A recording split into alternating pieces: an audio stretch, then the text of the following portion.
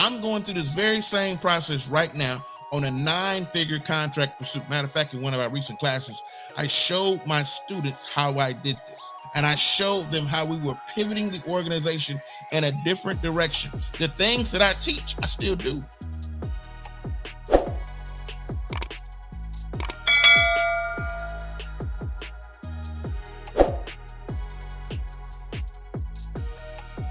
Hey, welcome to my channel. My name is Dr. Curtis A. Merriweather Jr. And in 2020, many of you already know I was named a game changer by the White House Policy Advisor for Innovation and Entrepreneurship. And I want to serve as your government contracting. Well, if you've been on this channel for any length of time, you know that the mission of this channel is to educate entrepreneurs. Now, the way we do this is through education, consultation, and training support services. And we think our channel is different because it's based on 27 years of progressive experience, advanced education, and lessons learned. And many of you all know back in spring, I completed my PhD. So that's the kind of information we want to bring to you. We want to combine the academic as well as the practical to give you a more holistic training experience. Now, on the screen is my URL. It's Dr. Merriweather Jr. for mayor. Many of you all know I did put in my bid to run for mayor of my city. Now, on the screen also is 8figuregovcon.com. That is our training platform where we educate government contractors. Whether you're new or seasoned, we have something on the platform for you. Now, in our teaching platform, and the course store library is on the screen, in our teaching platform, we have curated 25 plus hours of on-demand content. I do 2 Zooms every month with my students for about 4 to 8 hours of contact hours with my students each month, and also do one-on-one sessions with my student at least once they have completed all the modules. We want to make sure that we best use the time we have together. So I don't want to regurgitate information in the course. And if you have questions about it, you can always talk about it in those one-on-one sessions, but you have a lot of time to engage with me. The live Zooms are optional, but I highly recommend it. I bring in guests to just better enrich the learning opportunity that you will potentially have with me. Now, to celebrate my mayoral race, we have a coupon code called Mayoral Race, and that's a 23% discount. And that discount will actually expire on August 23rd, 2023 at 11:59 p.m. Eastern Standard Time. That's Mayoral Race, all capital letters. You will get a 23% discount. This is the highest discount I've given to date on YouTube. Last but not least, we're going to have an information session. You will see the flyer floating around on YouTube here. If you haven't seen it already, it's going to be a free information session with me. You can learn more about our program. You can have live Q&A with me, and I'm just going to pour for 2 or 3 hours and just impart as much wisdom as I can to my viewers that night. But registration is required. So I do encourage you to register because seating will be limited. But now that all of that is out of the way, I want you to like, share, subscribe, hit the notification bell. I want you to hit the notification bell because I want you to be alerted anytime I produce new content. You're going to get a notification. That way you don't get behind on any videos. Title we got tonight is How to Win Government Contracts. I'm going to give you 10 steps to success. That's right, 10 steps to success. We're going to jump into this topic. It's going to be good. I'm going to distill some gems. As always, these are going to be bite-sized chunks. If you want way more content, I definitely encourage you to jump into a class, a book of strategy session with me, and we can go deep and wide. But this will get you down the road on your journey. The very first thing you have to do. Now, if you've been watching my channel for any period of time, most of you have probably already registered. There's no surprises here, but I may have some newcomers to the channel. So the very first thing you have to do if you're going to get in the game is you have to register. Now, you all know I focus on federal government contracting. If you're talking state and local, there may be a portal that you have to register there as well.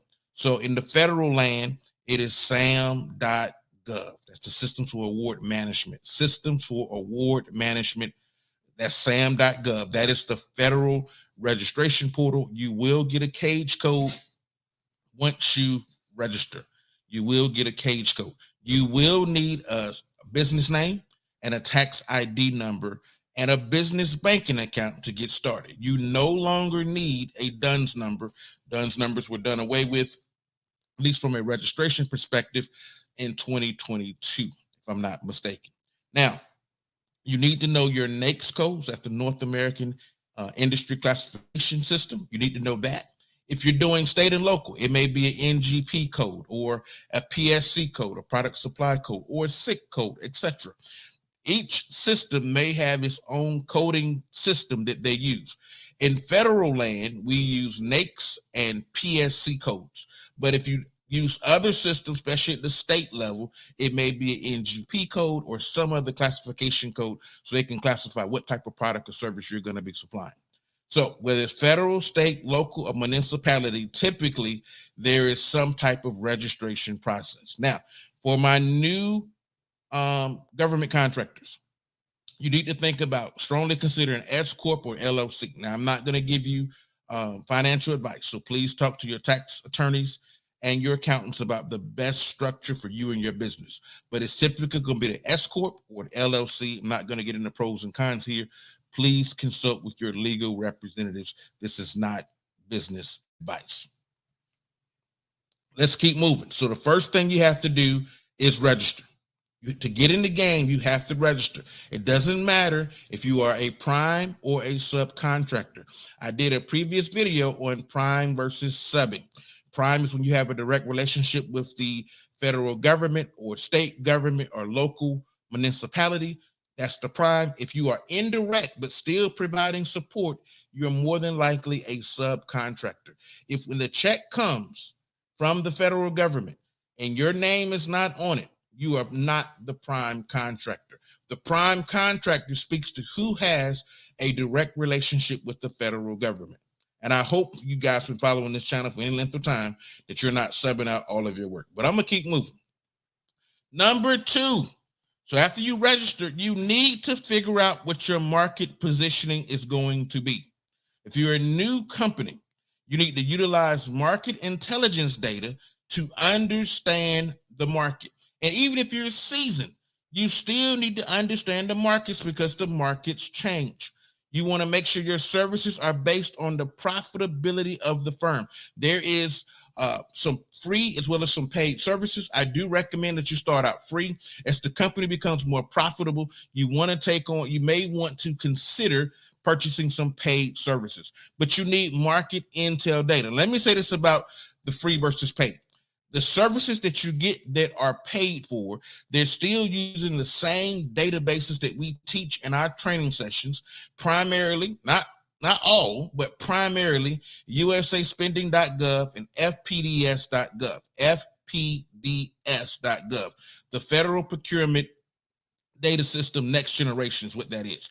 And then USA Spending. Those are free data sources to help you pull market intel data. In my course, I have almost 8 or 9 modules just on USA Spending, from the origin story versus how you pull different types of data. And I personally like USA Spending. I think it's more user-friendly, but also do not sleep on FPDS. Both systems, they display the data a little differently and will allow you to slice and dice the data differently. Like, for example, in FPDS, it would give you pivot tables. So if you understand Excel very well, that can be a very value-added tool. But I do use both systems. But let me go back to my point. My point is you need to understand the market you're entering. No one starts a business and does not understand the market they're entering. At least they shouldn't. So I'm telling you, go and understand the market. Figure out which agencies you're going to target and who are the major players in that space from a prime and from a subcontracting perspective.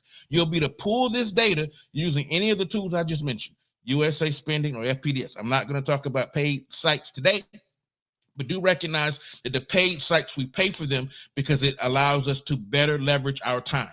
Instead of you scrolling through USA Spending or FPDS to find information you need, There's one site in particular that I like. They assign you a rep. So instead of me having to pull the data, I can call my rep. That rep will pull the data for me. And all I got to do is parse through the data and pull whatever actionable gems out of it that I need. However, again, I cannot stress this enough. The information that those paid systems use, you can get as well. You're just paying for the convenience. So you're paying for the convenience of just being able to transfer the responsibility to get the information you need in an actionable and effective and quick way. And they normally do a pretty good job of parsing the data. So you have to understand your market positioning. You got to understand it. And if you're not in the market yet, you need to understand where you may potentially fall. This is going to dictate how you're going to play downstream. But let's keep moving. That's number 2, market positioning. Pull the market intel data, figure out who the players are so you can best determine how you're going to fit into the greater landscape. Number 3, stakeholder engagement. You got to identify the right people at the right agencies or primes, if you're subcontracting, at the right time. The relationships you need as a prime contractor are going to be slightly different than relationships you need as a subcontractor, and are going to be different if you are a product vendor. But you need to understand the relationships you need. Now, I normally teach my students there's 3 relationships you have to navigate and engage smartly and strategically. Do not be trying to boil the ocean and contact everybody. You need to have a strategy in how to do this. I tell new companies to always forge a relationship with the agency-specific small business office. I did not say the Small Business Administration. The agency-specific small business office. And if you're a sub, you need to be talking to the SBLO, the Small Business Liaison Office.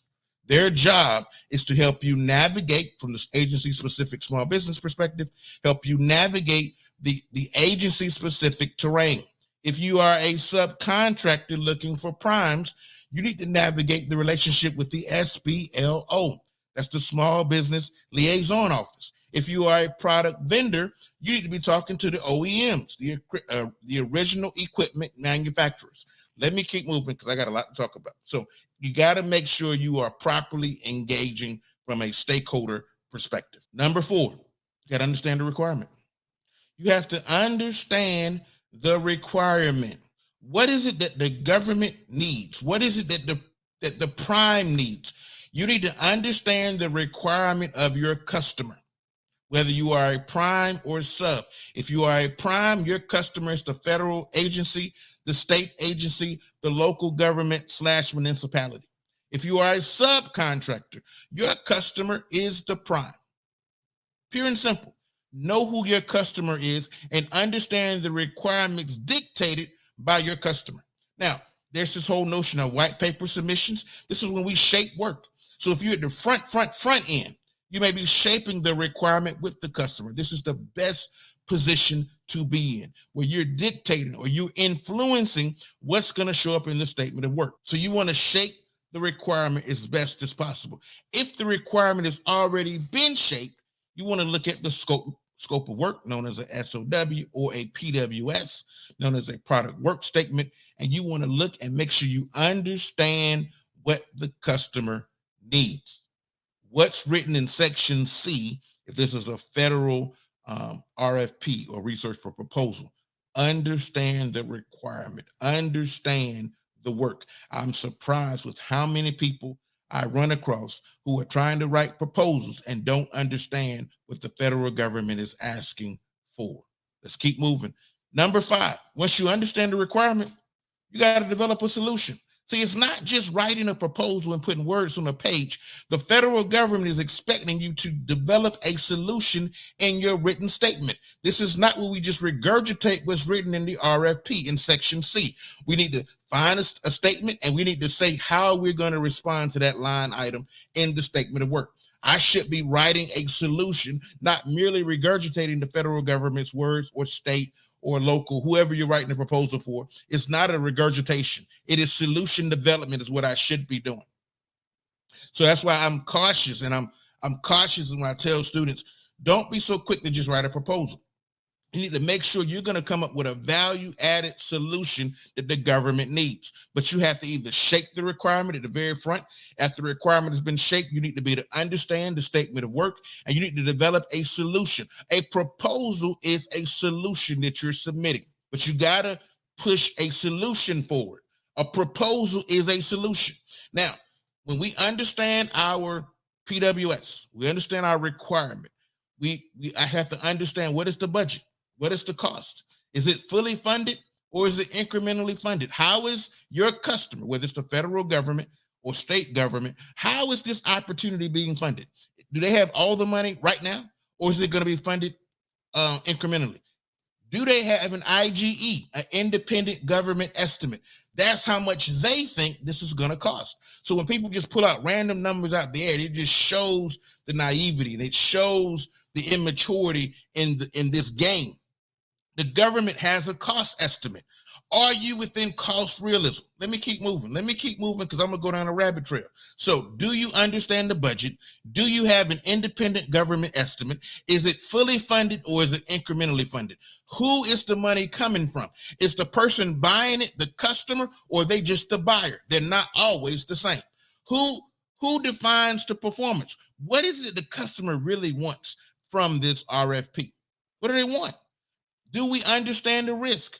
And when we understand the risk, are we going to accept the risk, avoid the risk, mitigate the risk, or transfer the risk? And then the schedule. We also all normally hear this is called period of performance. This is your start date and end date. You need to understand the structure of the contract. Number 6, contract docs. So once I've registered, once I understand what my requirement is and my solution, and I position myself in the market, now I can go with contract docs. And this is why you should not be getting contract docs from LegalZoom or any of those online platforms, because you need to make sure your contract documents properly manage your risk. And let me say this, whoever the prime is, it is customary, it is conventional wisdom that the prime issues the docs. I wish my subcontractor would send me an NDA or a TA or a subcontract agreement. I'm not signing that. He who has the power issues the contract docs. So the non-disclosure agreement, the teaming agreement, or the sub-K, depending on if this is what I call the short game or the long game. I am a subcontractor looking for a prime contractor to support. Short game. Long game meaning I am actually pursuing an RFP pursuit.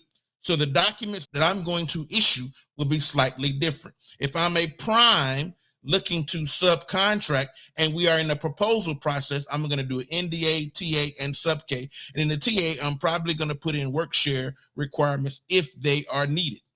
If I am a sub, I'm going to probably go NDA straight to sub-K, because a teaming agreement is not needed because that work's already being performed. Understand the contract docs you need based on the strategy or the strategy being deployed at that time. Keep moving. Number 7, once you got the contract docs in place and we've outlined the roles and responsibilities, we put the contractual documents in place. Let me go back for a second. In the contract docs, let me say this. Contract docs keep honest people honest. I don't care how many pieces of paper you throw at someone. If you're getting in a partnership with a dishonest person, those contract docs are not worth the paper they're written on. So know who you're getting in bed with from a business perspective. Contract docs keep honest people honest. If you're doing business with someone who's not trustworthy, I don't care how many sheets of paper you put in place, they're going to find a way to loop goal and sidestep the legalese in those documents. Just be careful. That's why you do not rely on LegalZoom and these generic legal services to come up with your documents for you. Number 7, we have to recruit, retain, or fulfill the product needs based on what's outlined in my PWS or my scope of work. If I'm doing services, I'm going to source, I'm going to recruit, and I'm going to retain my staff. If I'm in product, I'm going to source the product needs, and I'm going to fulfill the order. And then I'm going to follow up and make sure that the customer is happy. Either way, I have to fulfill the needs outlined in the statement of work. Can't say enough about this. You're only as good as the talent you're able to bring to the table if you are a services company, or as good as the product that you're bringing to the table. Now, for my product companies, please try to make sure that in your pricing you've included things like warranty and operation and maintenance expense. Make sure that's covered so this doesn't come back and bite you. Make sure you protect the downside. That's why I talk about risk all the time. We have to protect the risk, and the upside will take care of itself. But I find far too many people focusing on all the things that could go right and not focusing on the things that go wrong. We have to focus on the things that potentially go wrong, because that's when you lose contracts. It is not a great feat to win a contract. Can you maintain the contracts that you win? Anybody can win a contract. Can you keep the contract is what I'm more impressed about. Let's keep moving. Perform. Step 8, you have to perform. Do what you are contracted to do. Perform, perform, perform.